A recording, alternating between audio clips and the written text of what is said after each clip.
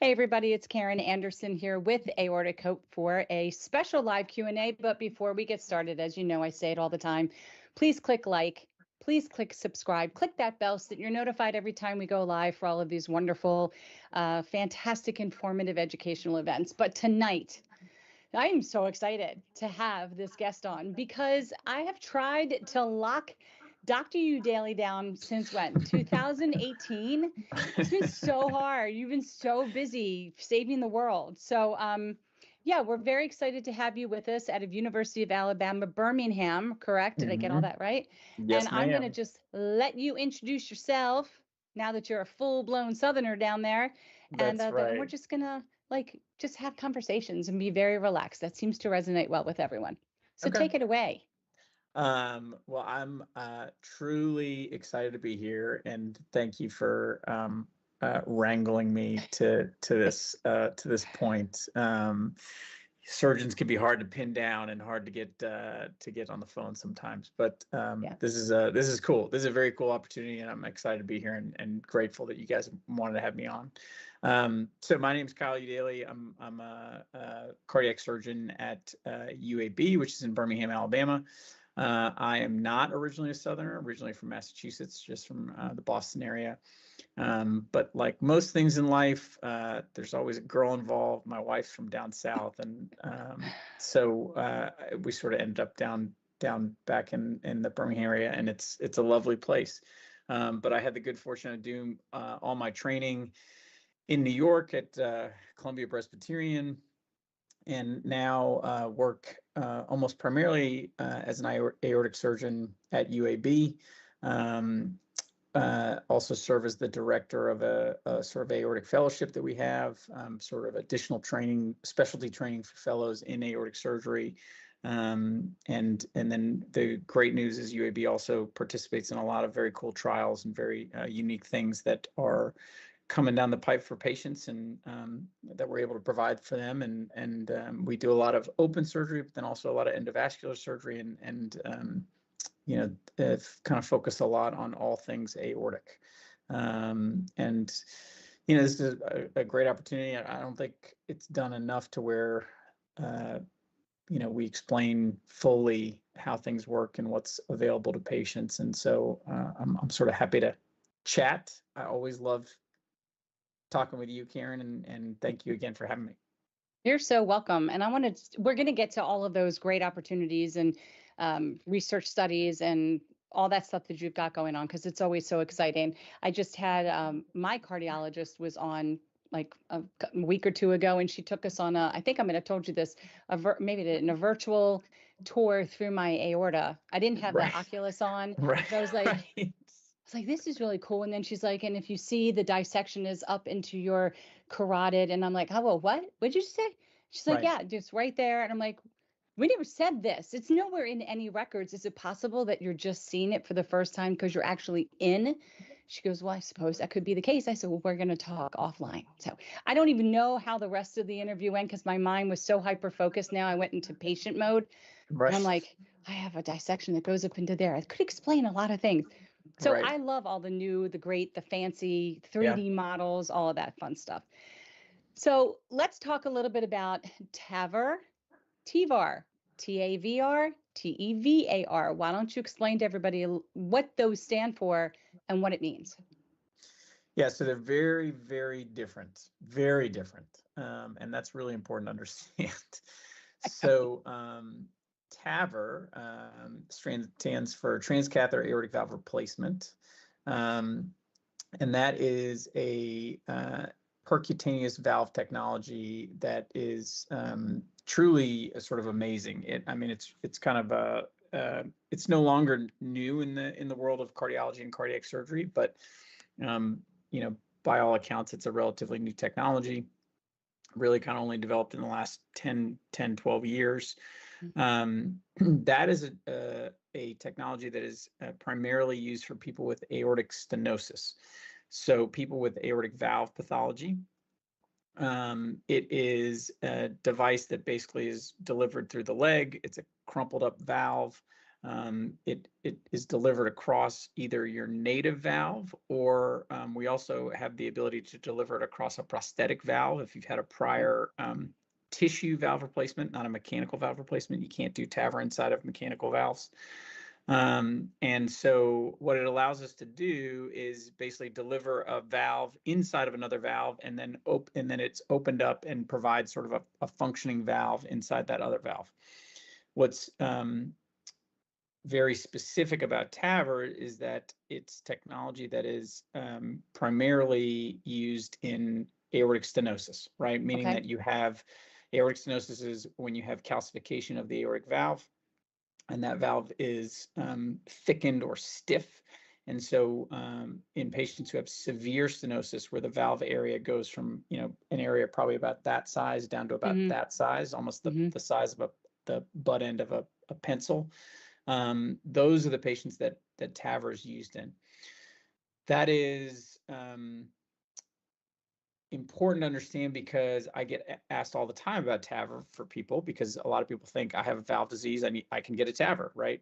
The trouble is TAVR in people with aortic regurgitation, which is a leaky aortic valve, is not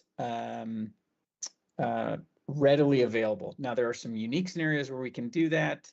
There are valves being created and valves that are under study where we might be able to do that in the future, but at present, if your primary disease is regurgitation, TAVR is very hard.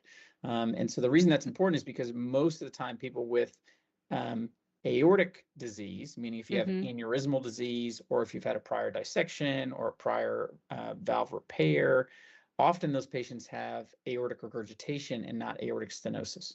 And so TAVR is sort of, exactly. And so the TAVR is,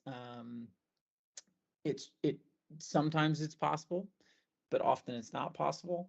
And so that changes things. The other thing is TAVR does not take care of aneurysms, meaning that it is specific for valve itself. And so if you have an associated aneurysm, either a root aneurysm or an ascending aneurysm or an arch aneurysm, TAVR doesn't address those, and actually those patients are sort of screened out of the TAVR process and pushed more towards an open valve replacement, because you can take care of the valve and the aneurysm at the same time. And so the reason TAVR is asked about is because TAVR is now ubiquitous. I mean, it is the primary way that we take care of valve disease in patients who have aortic valve disease, meaning that, it used to be it was only for high-risk patients, but now we treat low-risk patients with TAVR valves. And that's a big swing from even 5 years ago, where most people got surgery, and to the benefit of patients, a lot of people get TAVR valves now. So what kind of valve? Can it be prosthetic, bioprosthetic, and mechanical, or is it a certain type? It can only be bioprosthetic. Okay. Right? Because it has to be squished. They has to be squished together, and so they're usually bovine pericardial valves, and there's 2 valves that are primarily in the market right now, but several others that are kind of coming down the line, and all of them are kind of variations on a theme, but there's really there's sort of a self-expanding valve, and then there's a balloon expanding valve. And there's some minor nuances between the two, but the reality is they treat things in the same manner. So let me ask you, is there, because people, they debate about this too, is there a certain age bracket where you would recommend go mechanical, or you would recommend go bioprosthetic? Yeah. Okay. So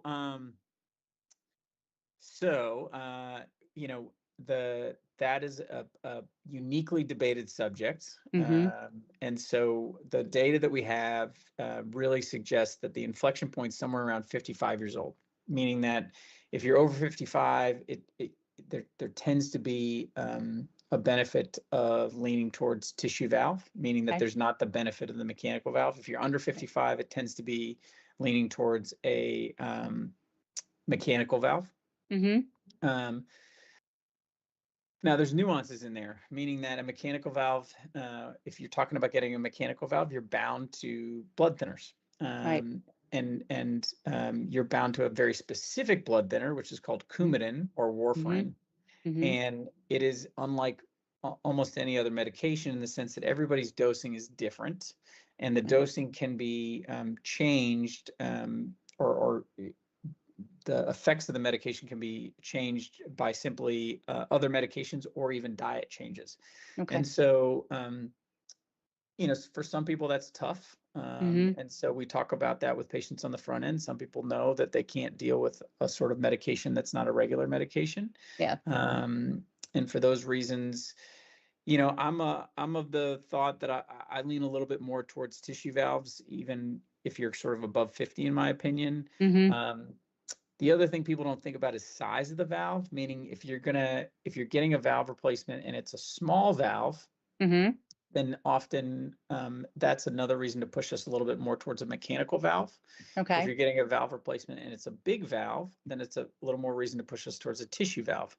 Part of that has to do with the mechanism of sort of rescue or valve failure, meaning that if you get a tissue valve, they don't last forever, right? And the issue is that they, if you're in your 50s, we hope that they last somewhere between around 12 years or 10, 12 to 15 years. The thought is, though, you can get a TAVR in the future. I mean, we can put if you have a scaffold in there, we can get a TAVR valve inside of that, which hopefully can get you another 12 to 15 years. I'm adding all of this in my head, and I'm thinking in like a month, I'm double nickels and I'm going to need mine replaced. So, so that takes me to 67 minimum, hopefully. And then that might take me to 79, 80. And maybe at 80, I won't care if it fails. I'll be like, I'm just going to live my life. I would like to think that I probably want to live longer. But I know I could never do TikTok. If I had to, I can do TikTok, but I can't do TikTok of my heart. I'll tell you that for sure.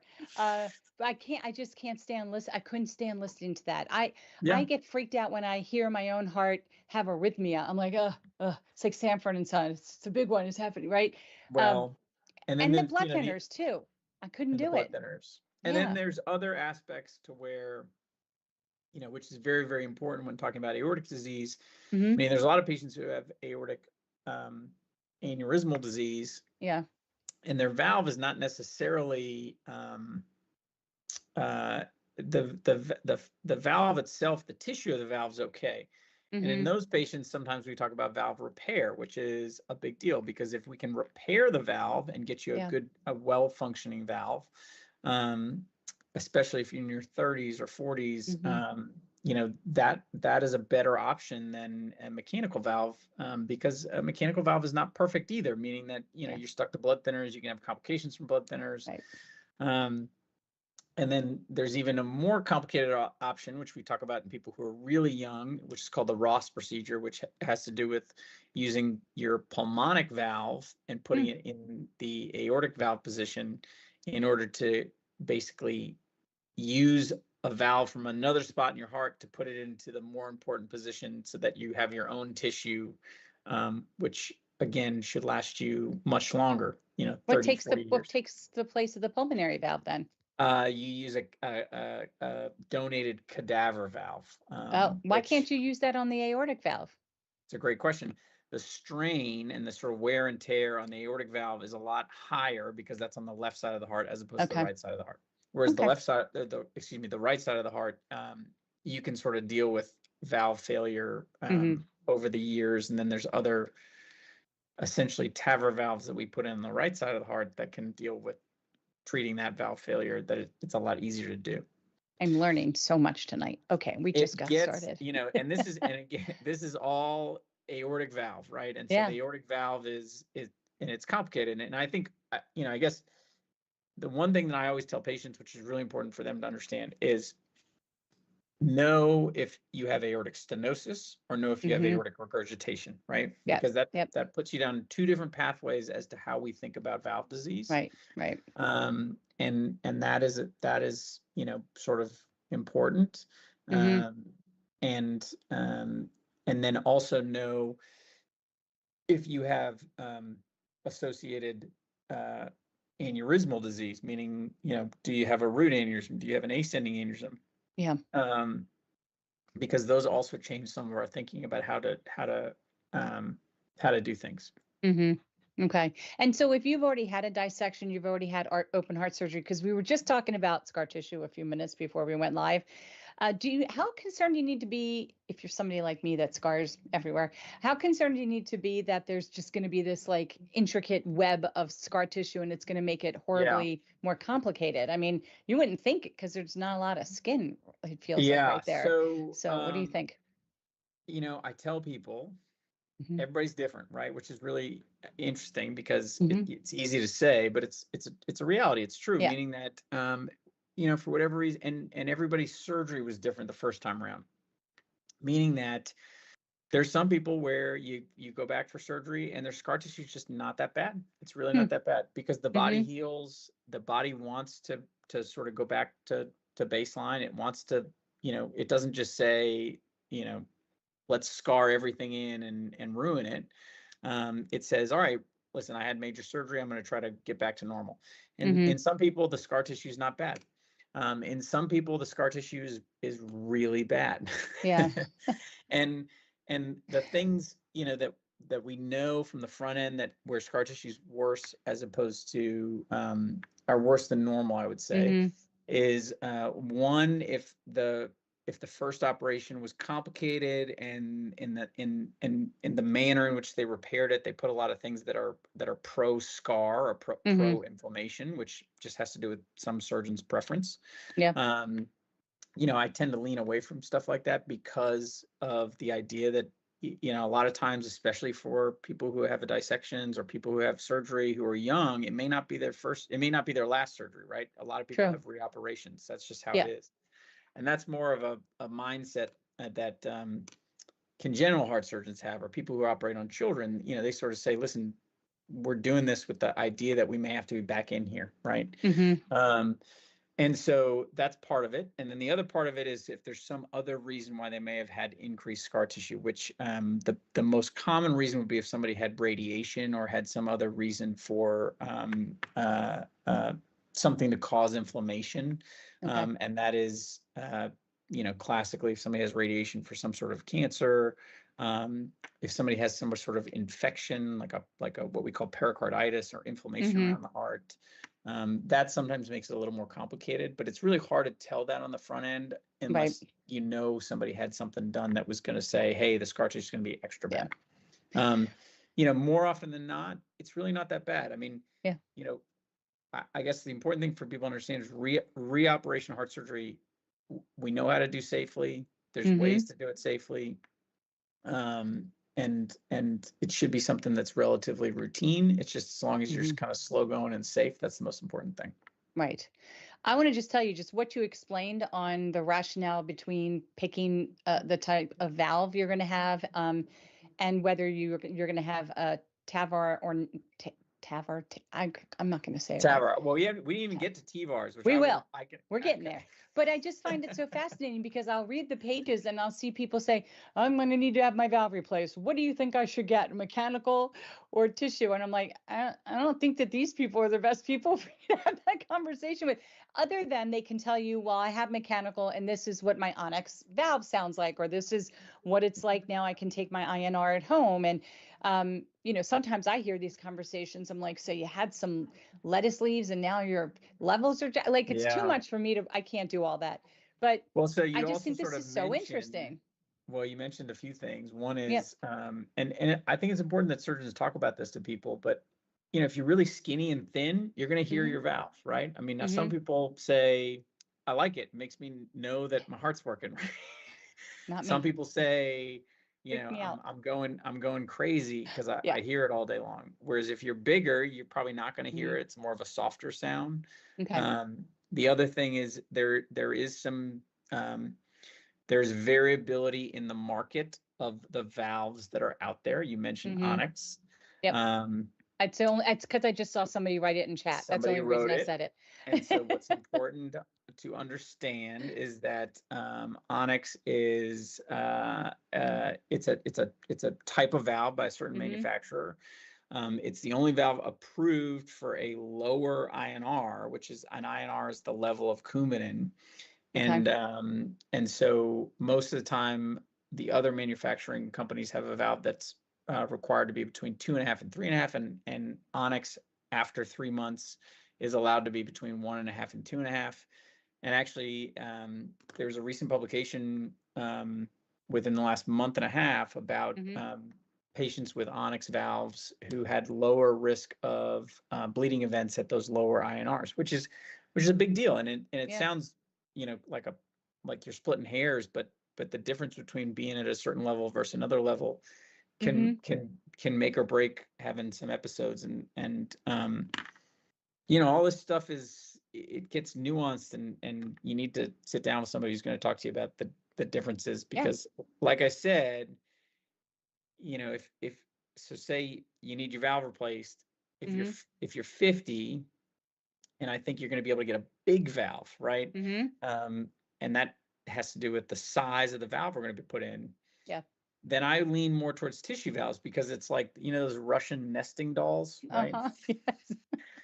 If it's a really big valve, then theoretically you might be able to get 2 TAVRs in that, or 3 TAVRs in that, right? True, right. Where if it's a tiny valve, then I tell people you need a mechanical valve, because you may not even be able to get a TAVR in that because it's so small. Okay.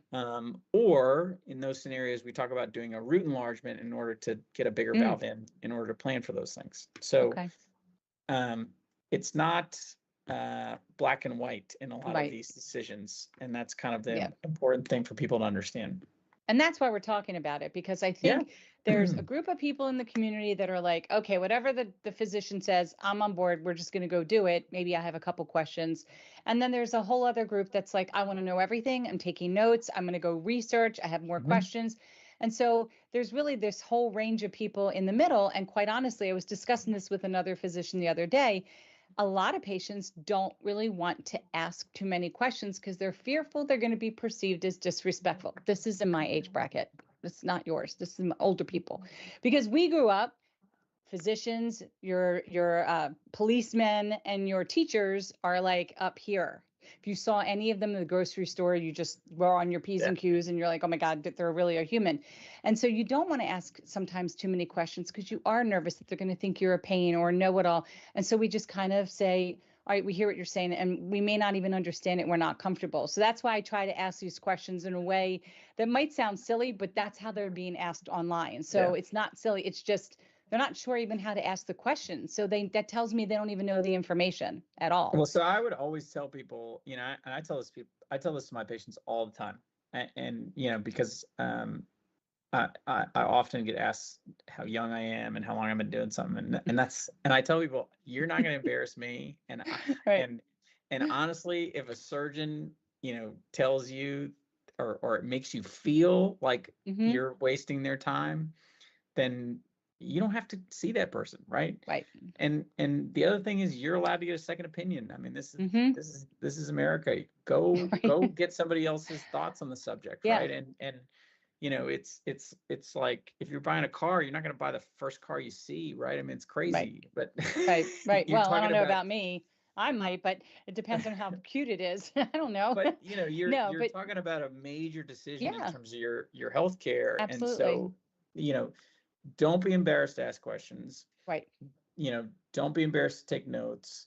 And the other thing is, it really helps also to have a second pair of ears, especially if you go in to talk to somebody about this, meaning that it's really, really, really helpful to have a patient advocate, because like you said, sometimes, like you talking about, doing your tour of your aorta, and then you hear something about, that all of a sudden triggers your head, and then you're in a tailspin thinking about stuff, and then you miss the next 15 minutes. Yeah.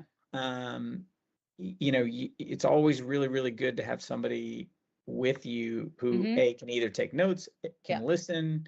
And the other thing is, I always try to, when people leave my office, they're always left with like a picture or a drawing or something, because, I like them to have at least some bullet points about what we discussed, so they can be like, oh, we talked about that, right? We touched base on that. We talked about that, so they know exactly what the next steps are. Well, but I guess you're doing a great job right now. I'm Well, the learning. point is even amongst surgeons, there is Yeah, disagreement. And of so course. understanding that it's not Yeah, black and white, cut and dry, true. you don't have to take one answer as Hmm. the final answer. I think sometimes three, because of course, and here's why, or three, or at least two, because I might have this doctor say this doctor say Yeah. this. So then if this doctor, you got to have a tiebreaker, or you Yeah. have to just be able to ask somebody. And we're lucky in this community, we know a lot of people, but Yeah. a lot of times we're just looking for somebody to side with us, when the reality is we may have to just accept what we've envisioned, because we all have very good imaginations in this community, is not really the reality, and the reality of the situation is what we're actually hearing. And Yeah. we like you said, you need an advocate, because we need time to digest all of it and marinate on it sometimes later. Yeah. So, And I mean, yeah. you know, I always tell people it's important also to ask, you know, especially in some of these decisions, you know, what would you do, right? Or what Yes. would you do? What would you do for your family member, right? Right. And that's, Right. you know, that's how somebody should really think about it in terms of when Absolutely. they make a recommendation.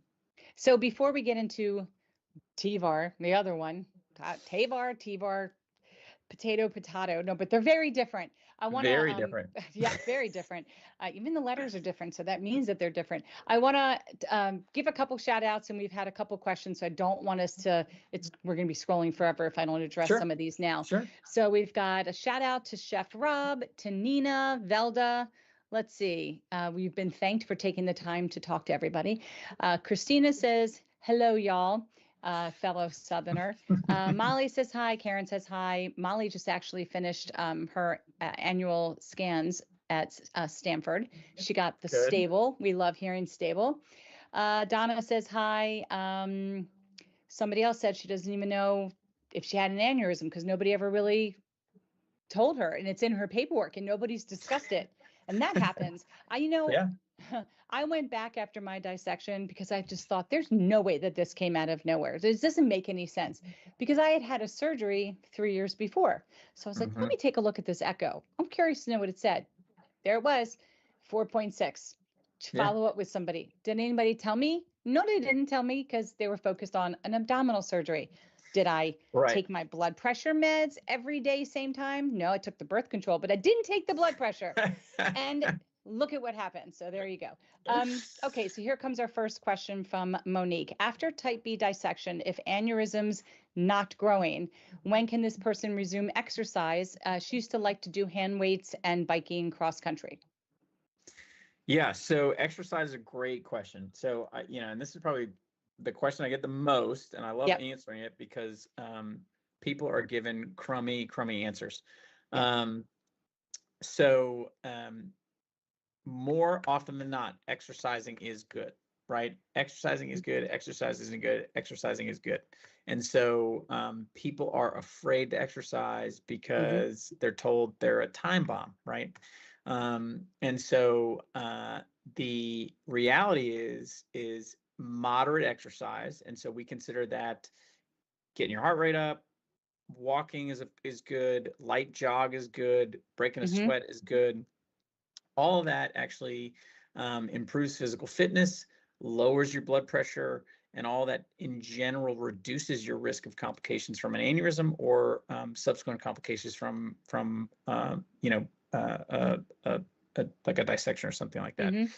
So type B dissection, you really shouldn't have any specific restrictions. All right. Now, again, you want to make sure that you don't have an associated ascending aneurysm. Okay. But even with people with known ascending aneurysms, and so these are people who I'm watching, who likely are going to have surgery in the future. We know we're not there yet, but we're considering surgery. But we're waiting for those threshold of those numbers. I tell them, you can exercise, you can get your heart rate up, you can do what you want to do. What you want to avoid are the things that are really kind of on the spectrum of bad things to avoid. Are extreme, what we call Valsalva maneuvers. And those are things that are basically really, really bearing down, meaning anything where you feel like your neck veins are popping out. You know, typically what I tell people, you want to avoid lifting greater than half your body weight, which for most people, that's a lot, right? and then the other thing is you want to avoid sort of sustained maxed out aerobic exercise. So that is Okay. sprinting, Mm-hmm. really strenuous rowing, Okay. sort of sprint cycling, Right. things where you are pushing yourself to just absolute max exhaustion. And Mm-hmm. so doesn't mean you can't run, but you don't need to be doing wind sprints, right? Yeah. Right. Yeah. or, There's no or fire, then don't or sprint. Right. or biking, up a Yeah. straight up a hill, right? Right. But Yeah. for most people, they're not doing that. They're doing moderate exercise, and so Yeah. all that stuff is good. And Mm-hmm. what you'll find is if you start to push yourself in terms of exercise and make appropriate diet changes, sometimes people actually will come to me and they'll say, "Listen, I've been exercising. My blood pressure is actually low." And in those scenarios, we start to back off some blood pressure medications. It's great. Why do you think there isn't anything that's set? Why do so many doctors differ in what they say? I mean, you could have somebody in the community who was diagnosed with an enlarged aorta being told, "Oh, no, don't lift over 25 pounds." And I'm thinking, your wife's suitcase, when you go away for 2 nights, is 42 pounds. I and you're going to mean, pull it out of the trunk. So I don't understand. well, that, and I mean, the thing that just is crazy to me is when I see moms come in and they say, "I'm afraid to lift my kids," right? And Yeah. it's just, Yeah. that's nuts. It's insane. I mean, and so part of it is a lack of education in the physician community, right? And that's a lot of people see aneurysm and they're unsure and they're not sure about what to do, and they just err on the side of caution. But it's really important to understand that that type of thing is going to be, like I said, more often than not, exercise is good, right? And so I would think, like, if you can exhale when lifting, if you're carrying something and you can hold a conversation, again, if your veins aren't popping out, if you're not grunting, then you should be okay, right? It's not about the actual weight, it's how you're responding to it. So I mean, sorry, go yeah. ahead. No, go ahead. I was going to say, what I tell people, especially people who are, in their 50 plus, I just say, if you're worried about your back, right, then you should be worried about your aorta. And that's basically it. Meaning, don't be a hero. You don't need to be moving a refrigerator or anything, but everything else is fine. You can get groceries. That makes so much sense. Like, I'm worried about twisting an ankle. Like that's more, I'm going to hurt. I have a better chance of hurting my ankle than I do hurting my aorta. Like, that's why I do it in the pool, because I can't fall down and I can't go boom. If I'm in the water, I'm already there. It's a soft cushion. So yeah, that makes total sense. Like, if you're worried about, your bursitis in your shoulder or your lower back when you're doing something, like, then that's what you need to be focusing on. Yeah. Right? And the health benefits of exercise, it's huge. Like I said, they're huge, and they benefit particularly from the hypertension side, right? And that now hypertension is a bigger deal, and more often than not, particularly people with aneurysms or dissections or anything, they can have bad hypertension, and so being mindful of blood pressure cuffs at home, taking your pressure, just knowing that your pressure is not getting worse, but more getting better, right? That's probably more important than exercise. I mean, excuse me, more important than being afraid of exercise. Sure. That makes sense. Well, Monique said, thank you so much. It was very helpful. So we've got another one. Kim McNicholas said, yay, 3 for the tiebreaker. She agrees, get 3. All right. So another woman is taking a blood thinner, Eliquis. Is that okay for somebody who's had a type A dissection with stable B with false lumen? The Eliquis is taken for AFib. And I'm going to throw my $5 bill down and say yes, only because I'm on it myself. So yes. So taking blood thinner for Eliquis, who is at a type A, stable B. And has AFib. Yeah, absolutely. That's totally fine. Seems pretty standard. Yeah, absolutely. From the person who's not a physician. All right, let's get to TEVAR. Let's talk about that. I didn't respond to Monique's hard weights, biking, and cross country skiing. Oh, right. Yes. Hand weights, biking, cross country. Hand weights, excuse me. All those skiing in the winter. See, the winter thing I would think would make me nervous, just because you're being so strenuous in a cold environment, and I don't Like I don't do well. That's just me. I don't do well in the extremes of heat or the extremes of cold. Like everything goes wonky in my system. But it sounds like cross country is just so relaxing for some people, and it's Yeah, it's relatively beautiful. flat. You're just enjoying yourself, right? Yeah, absolutely. So have fun with that. And I mean, cross country and biking and stuff, that's all good stuff, right? All good stuff. I mean, the only thing I would say is, especially in biking, is this sort of extreme strain. Yeah. Um, Extreme strain, but you just want to kind of avoid that sort of like kind of working yourself towards exhaustion. But Yeah. Moderate biking, getting your heart rate up, getting sweat in, all that's A-okay. All right. Okay. TEVAR. Thoracic TEVAR, endovascular aortic repair. So TEVAR is called thoracic endovascular aortic repair. TEVAR is essentially a stent graft. So it's sort of a large bore stent graft. It's again another relatively novel technology. It was created in 1999, 2000. I want to say was the first TEVAR device. 99, I believe, first TEVAR device deployed or first published paper.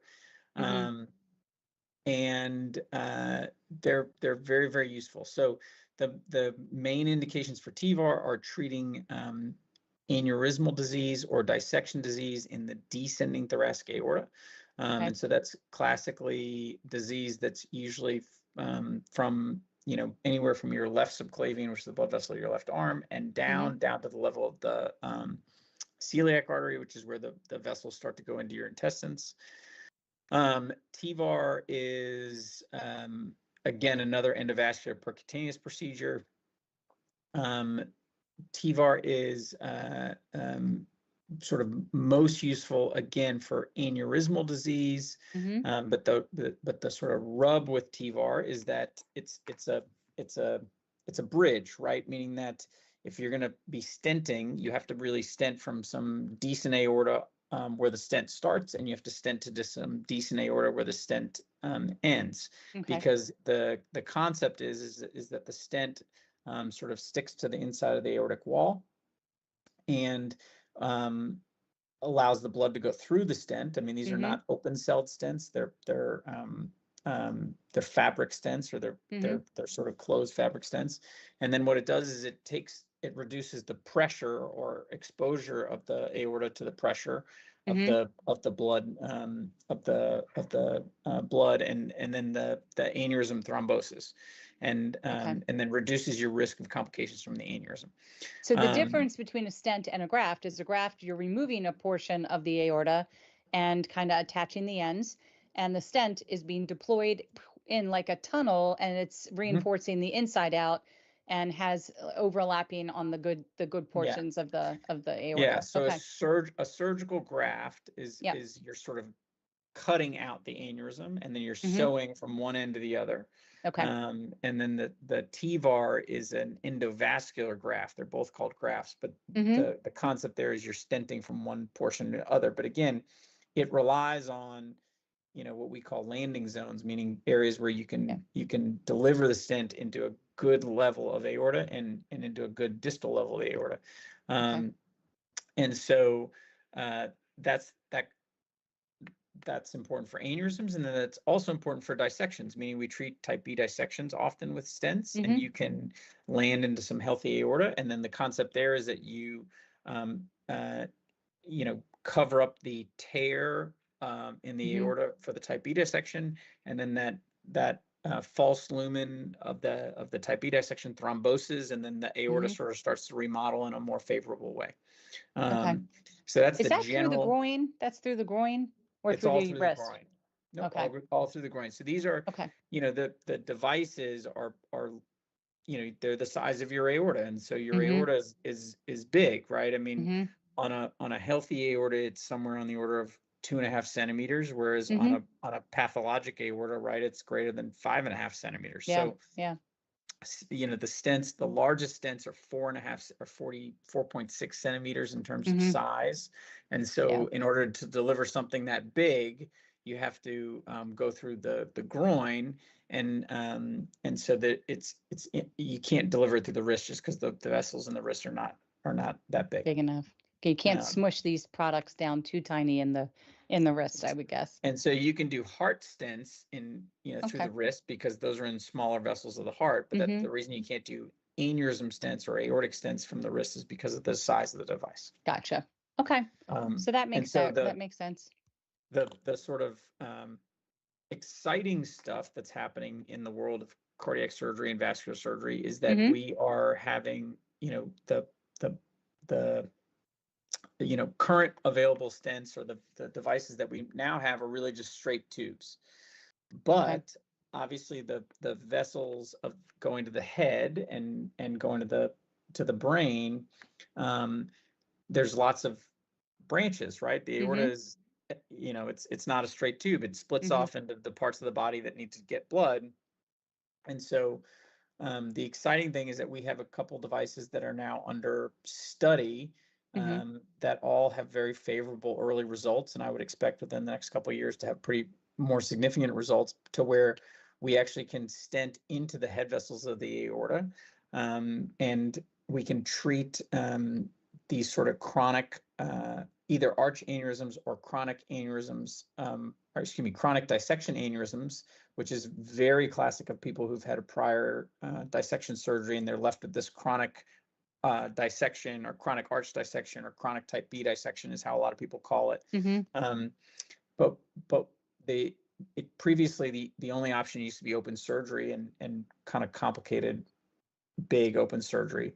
But now we have a little bit more flexibility and some more options to deliver some more endovascular options for these people and have similar results, which is kind of an exciting thing. And these are these are basically based off the TEVAR technology, but it's a little more complicated because they have more stents coming off of them, right? Treating, stenting into the head vessels, but the same concepts apply. Meaning you're trying to go from the healthy aorta or the graft that was placed in the ascending aorta on the front end, and then stenting down distally. Do you ever see a time where somebody who needs to have their root repaired can actually maybe have it done endovascularly, or is that always just based on physiology and stuff? There are a few reports of people that have done this concept of treating the root with endovascular techniques. Okay. These are called endobental is the kind of name for it, and that's based off the concept of a root replacement, which is called a Bentall replacement.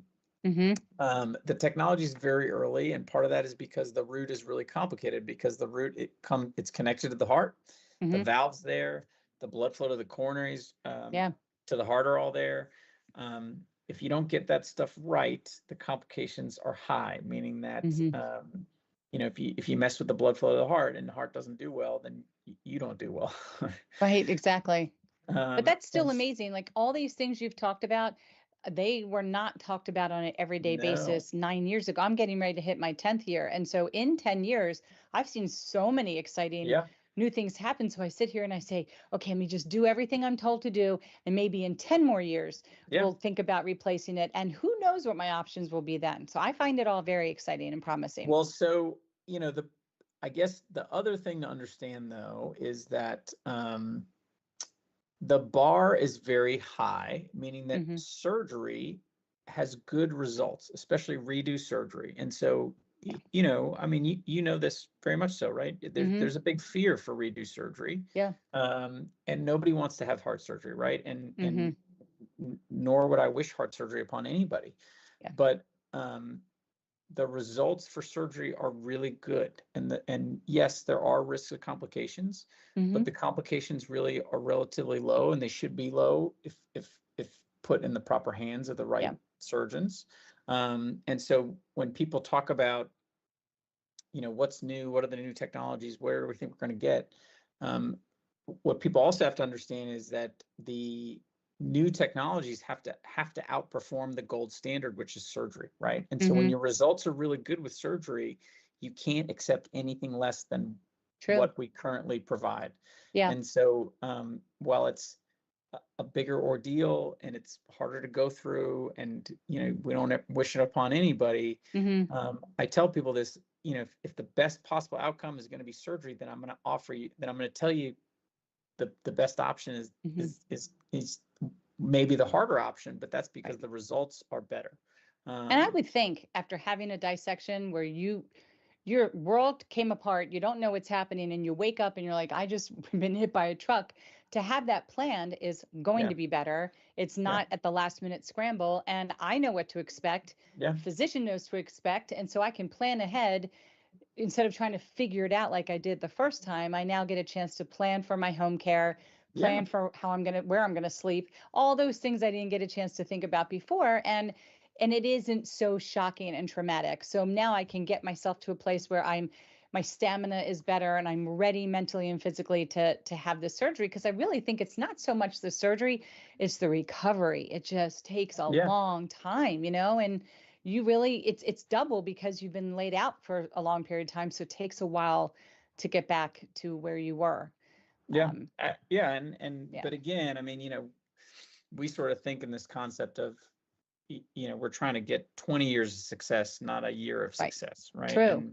And the recovery's hard, but it's doable, and we expect people to get through ideal. it. So that's there's lots of exciting stuff we have, and I think a lot of the arch technology for treating chronic aneurysms and dissections is going to be very readily available, and the results are very good and might be, are going to compare with surgery. Dealing with the root and a root replacement is a little more complicated. That's going to be kind of the final frontier. And then the other thing is, within the next year or so, we expect to start some trials of treating dissections with stents, in the hopes that can we, maybe have some good results with especially higher risk patients, people who are in their 70s and 80s, not necessarily the younger patients, but people who are in their higher risk or who are just don't deal with big operations very well. Yeah, that's all. It's all very promising, amazing stuff, honestly. We're going to go take a couple more questions and comments that have come in. So Karen asks, can you explain what someone's heart rate and blood pressure should be? I have type B dissection. My BP has always been low. Why would somebody need to still be on a beta blocker if their blood pressure is always low? Maybe it's low because of the blood pressure medicine, but maybe it was always low before. Who knows? So what I tell people is a heart rate and blood pressure are dynamic, right? And it doesn't need to be one thing.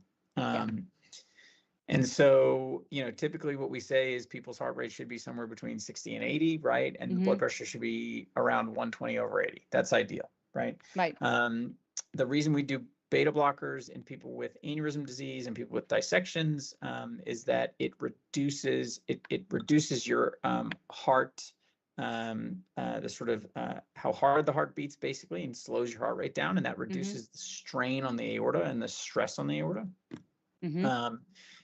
Now, but that being said, some people who have low blood pressure feel crummy and feel crappy. And so if you have a type B dissection and your pressure's low and it's constantly under 120 and over 80, you may not be best served by a beta blocker. And in those patients, sometimes they're better served by an ACE inhibitor or an ARB.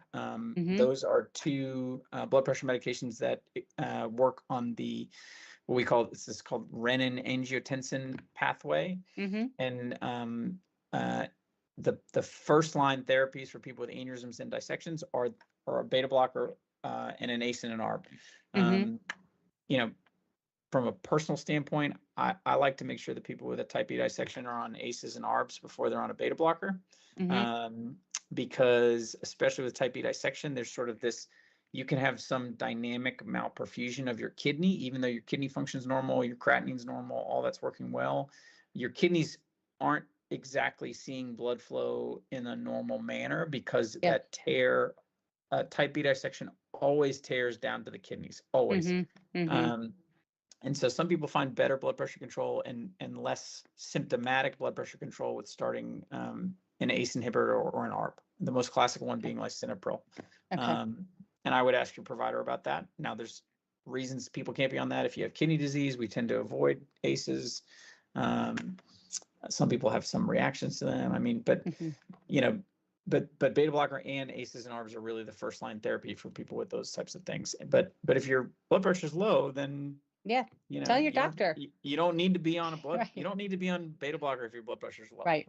And then I would wonder, is this physician, I'm not saying anything negative, but could this physician well versed in aortic disease, or just possibly prescribing because that's just the standard, we just go with that? So I think it's really important to be able to have that conversation and share how you're feeling. There's so many medications out there. There are so many that there's probably something else. And if your blood pressure is persistently low, you will feel crappy. Yeah. Yes, you will. I remember coming out on like 1,000 a day of losartan, and I didn't even know. I would drive and forget where I lived. It was just so miserable until they switched me to Nebivolol, and then it was like the cloud just came off of me, and I started living my life. So you just gotta let your doctor know. Yeah, and some people, that's a great point.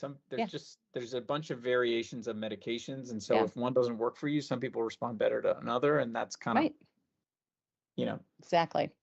All right, 4.6 is a 4.6 centimeter dissection, dissected aorta weaker than an aneurysm of 4.6.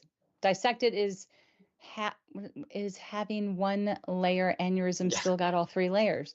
So it's like having, So that's a great question. Yes, when you have a dissection, you have a tear. The aorta is split into three layers, the intima, media, and adventitia, right? When you have a dissection, you have a tear through those layers. And so we typically, you see, it's a little complicated question, because if you have a dissection, and it's if you have a dissection and you're watching it, meaning you're not taking care of it, that means it's in the descending aorta, right? And so it's not necessarily weaker, but it tends to grow faster than, say, an aneurysm in that position over time. So I guess theoretically, yes, that is a little weaker, but it's not as if it's at we don't consider it to be higher risk of having a rupture, right? Because it's already had, this is the other thing, is that people always ask about, the aorta. When I talk to people about aneurysms, I often use this concept of a balloon, right? When you first blow up a balloon, it's hard to blow up. And then as it gets bigger and bigger and bigger, it gets easier to blow up. But I often tell people, that's not perfect, because aortas don't pop like a balloon. They tear, and the tear is the pathology we worry about. So a chronic tear tends to probably grow faster over time, but that's not as if it's much weaker of having a major issue, meaning we still treat the number as the same as a 4.6 as if you had all three layers. But a 4.6 may grow slower, right? But then the other thing to understand is that we're often thinking about ascending, descending, meaning you wouldn't really have a chronic dissection in the ascending, because you would have already had an operation, meaning nobody would be watching that because you'd already been to the operator. Yeah, that's true. So the short answer is yes, but it's a little more complicated than that. Okay. What are your thoughts on deep tissue massage? Type A residual B, 3 years out. I don't think the years matter. It's Type deep tissue. A residual B, deep tissue massage should be fine. Well, that's not like they're pushing on you and squinching you, and that not rubbing on your aorta. So I think we're fine, right? Yeah, absolutely. We got a nice shout out from Tony. Big thank you from Australia. These Q&As are so informative and incredible source of information. So you are very welcome. So let's see. Somebody else, 12-year survivor, but receiving new information. So that's always good to hear. Yeah, that's great. Yeah.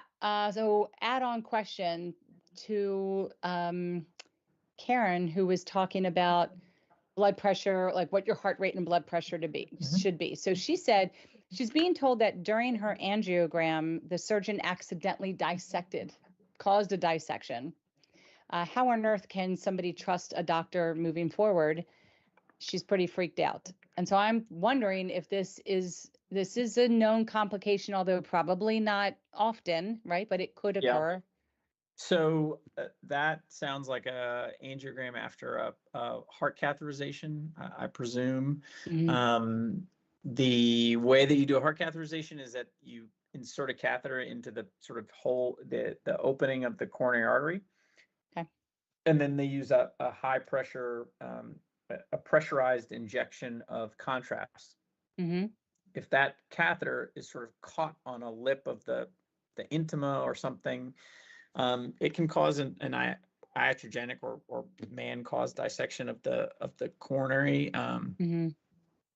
You know, that's like a 1 in 1,000 event, maybe even a little less, but it happens. And yeah, you know, there's certain things to try to avoid that or be mindful of, but it happens. And it's not to say that unfortunately mistakes don't happen in medicine. It's just not a perfect science, and the practice is not perfect. And so, you know, I highly doubt that somebody was negligent or anything. It just is one of those things.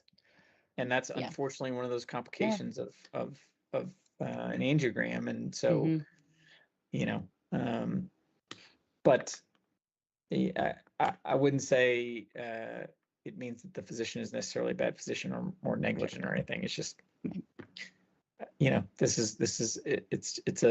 why the indication for whatever you're doing, either heart cath or surgery or anything, you know, really needs to be correct, because, and that's what I always tell people, meaning, you know, this is the reason why we're going to do surgery. These are the risks, and understanding that is really, really, really important.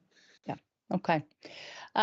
So ascending aortic aneurysm, and it's had a really hard cough.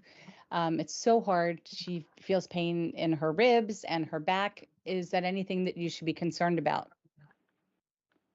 No, I mean, you know, a cough is coughing's normal. Coughing's normal, right. Coughing is normal. All that stuff's normal, and that's nothing that would be, you know, put you at risk of anything. Okay. Let's see. Karen's a little frustrated because she was talking about her blood pressure and heart rate. Heart rate is 56, blood pressure is 105/65. I do think it's time to have a conversation with your physician. Just saying. Let her know this metoprolol is a little much. Yeah, so, I agree. Okay. One last question for you real quick. We get asked this all the time. Somebody's sitting there for 4.8, 4.9, and they just want the surgery. They just want it. They just want that aneurysm out, and they don't understand why they have to wait till it goes between 5 and 5.5. And there have been doctors who have said, listen, this should be a joint decision between patient and physician. It might come down to quality of life. And if anxiety is overtaking your life, maybe then we take a look at it and we just do it. And then I've heard physicians say, no, unless you've got a known connective tissue disorder or other issues that are going on, if you're not really physically symptomatic, then the statistics say we should wait further. What are your thoughts on that? No, it's a great question. I get asked that weekly. And I guess this is what I would say. There's a few things that the number is not, the number, there's a little flexibility in the number. All right.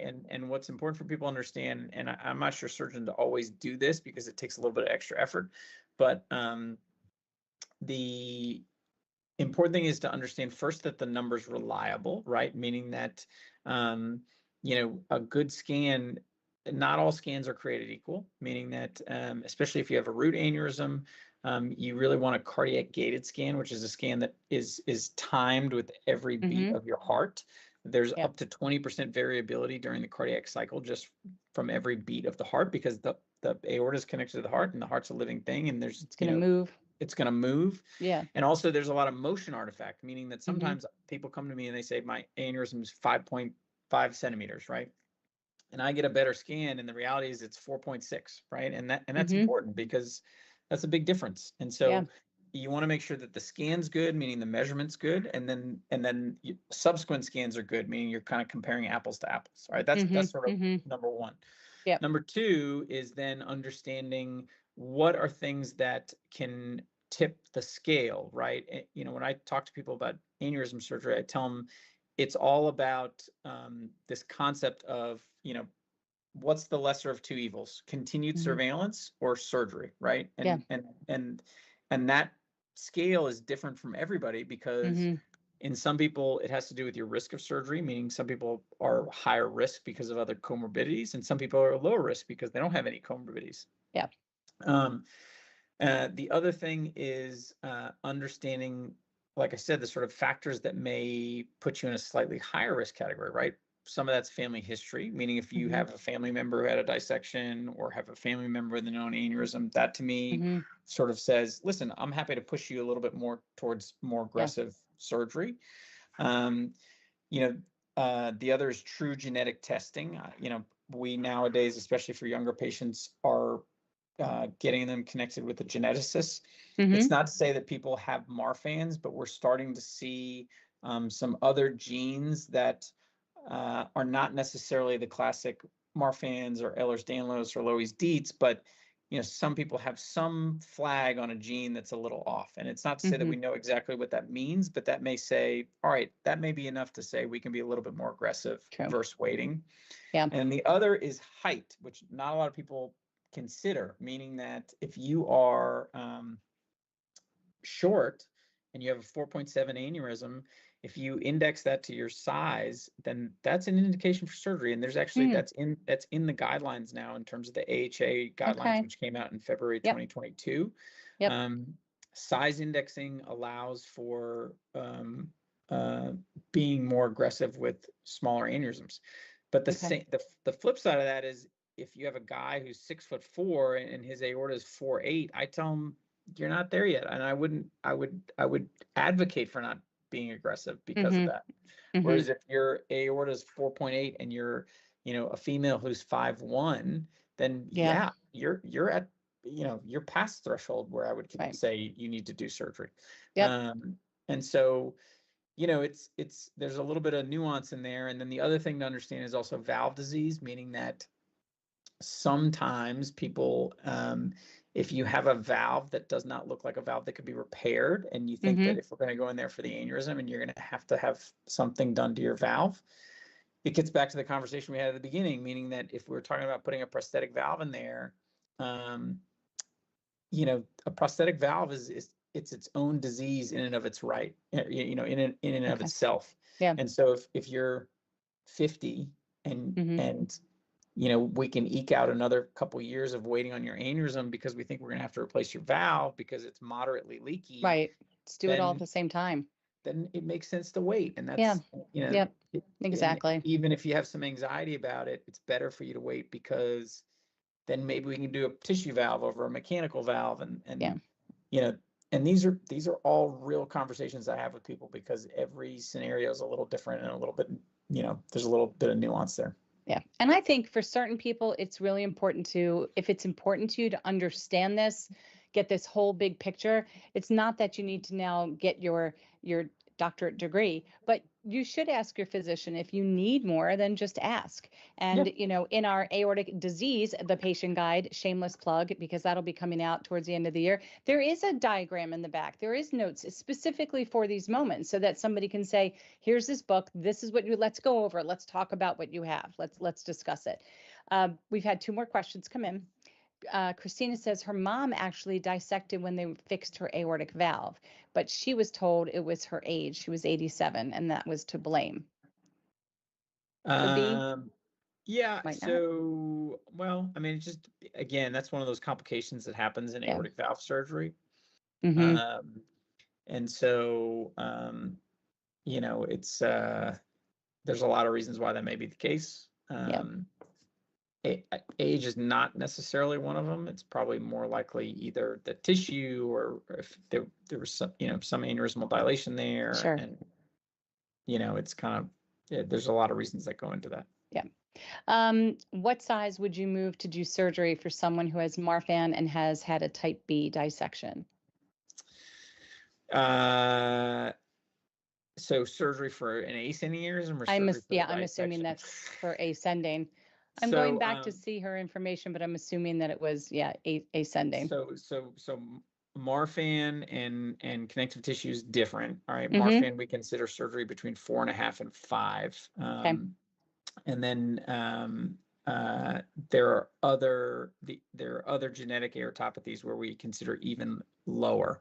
And that gets into the specifics of what gene, which gene is affected and what gene specifically we're talking about. Because even in some patients with really bad genetic aortopathy, we consider intervention at 4 centimeters because we just know that they're going to have a problem down the road. But those are classically root aneurysms. Type B dissection is a little more complicated because in Marfan's and anybody with genetic aortopathy, the aorta is not healthy. The whole thing is made of the wrong type of, not the wrong type of stuff, but there's defects in the proteins that make up the aortic wall.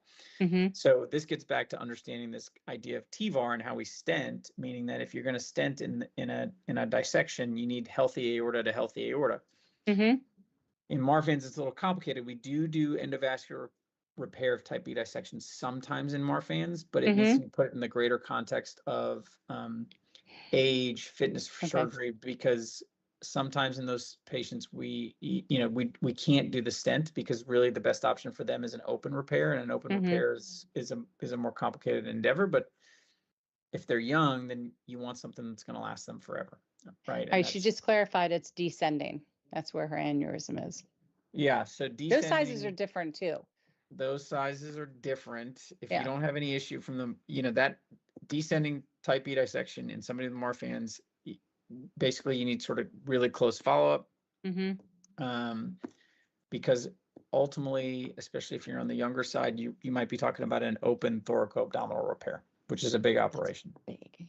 Yeah, that's a big operation. Yeah. But again, it gets in this concept of you're at risk of having visceral aneurysms down by the kidneys. Right. A stent is not going to be a long-term solution. And Marfan's is just, it's different. It's a different, it's a different animal than people with type B dissections who don't have Marfan's. Yeah. Well, I almost just said Kyle, but actually Dr. Eudailey. You can call me Kyle, Karen. We went past 8. I'm so happy you got a chance to do this with us. Yeah, I could sit here.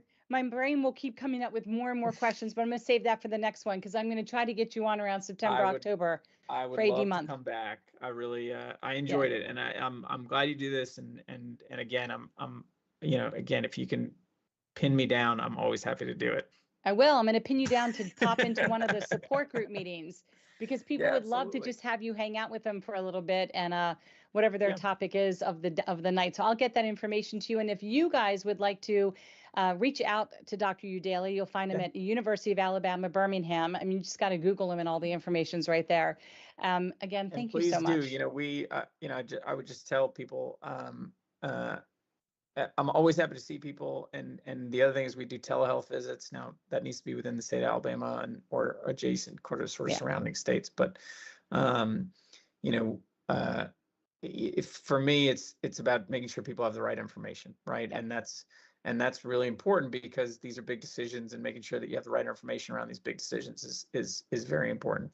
And you do, especially in sort of complicated scenarios, you do want to make sure you're seeing somebody who deals with a lot of aortic disease, because it's not straightforward. And I tell people all the time, there's a lot of cardiac surgery that I don't do because, you just, I don't know. I tell my residents, you can't be a jack of, the classic saying is jack of all trades, but master of none, right? Exactly. And so Exactly. Anyways, all thank right, you Kyle. for having me. Roll Tide. Roll Tide. That's right. All right, everybody who's watching, do me a favor, click like, click subscribe, click the bell. Please share this. Somebody else will find this information very valuable. And thank you to everybody who submitted your questions. We really appreciate that. And if you happen to miss it, then you're catching this on what is it? What's when you would watch it? A rerun. It's going to be in reruns. All right, Kyle, thank you again so much. And we'll talk to you soon. Have a great night. Bye, take care. Bye-bye.